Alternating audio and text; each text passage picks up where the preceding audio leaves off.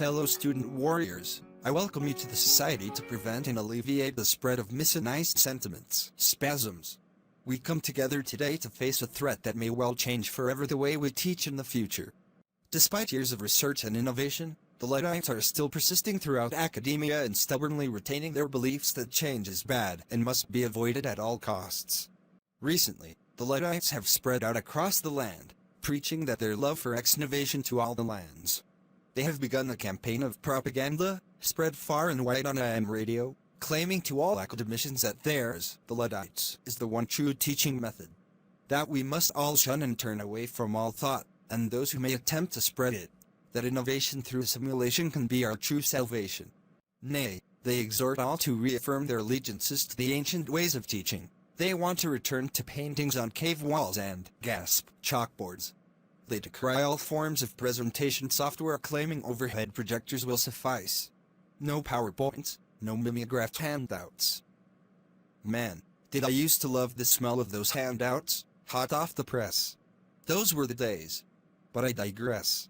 They seek a return to the original ways of teaching enhanced by pain, either physical with a ruler, or emotional with large doses of sarcasm and belittling. We use the Socratic method here. I call on you, ask you a question, and you answer it. Why don't I just give you a lecture? Because through my questions, you learn to teach yourselves. Through this method of questioning, answering, we seek to develop in you the ability to analyze that vast complex of facts that constitute the relationships of members within a given society.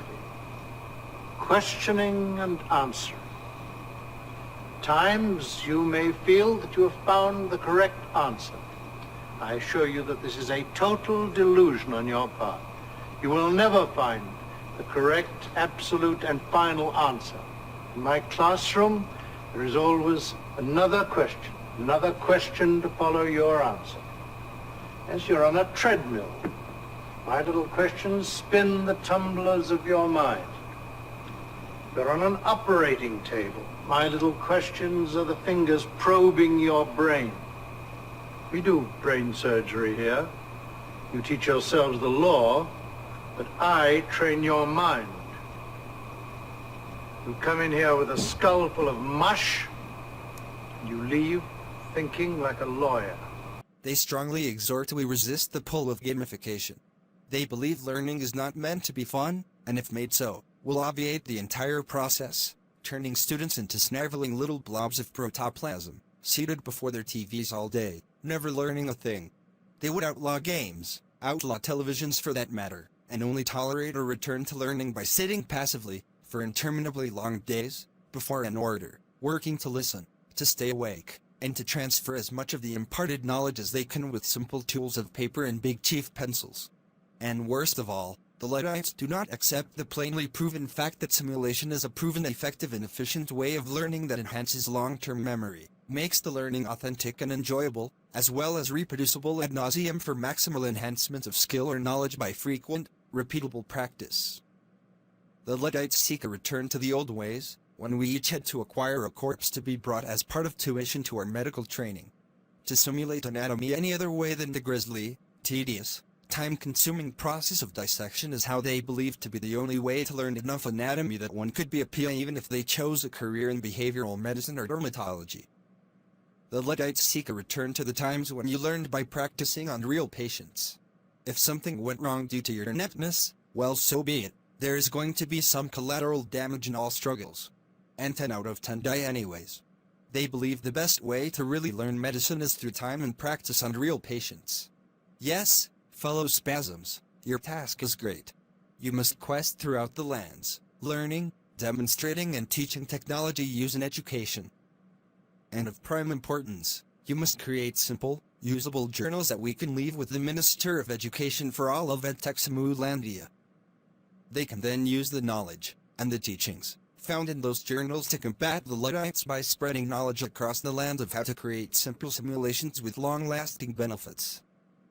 Our cemeteries will be left untouched, and our patients will no longer be forced to endure students learning to suture, start IV lines, assist in surgery. You must be strong and unrelenting spasms. Your time each week among the educators of each land is sure to be frustrating and painful. They may require gentle massaging, or even maniacal exorcism of their old-time beliefs.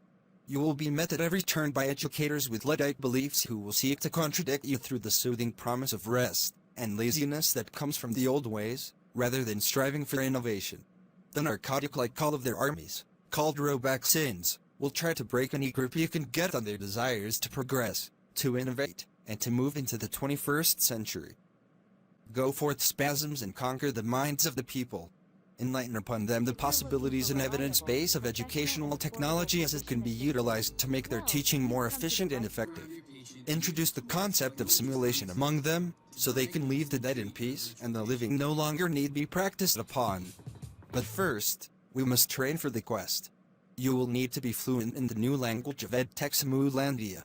You must learn the words that will be used to infuse knowledge of educational technology and simulation into the inquiring minds of the masses of educators you will seek to convert. We must inventory your skills, seeking strengths and weaknesses. We must get prepared. The robaxins will appear with little warning. You must have knowledge as your arsenal against them. Prepare, my friends. The future lies ahead.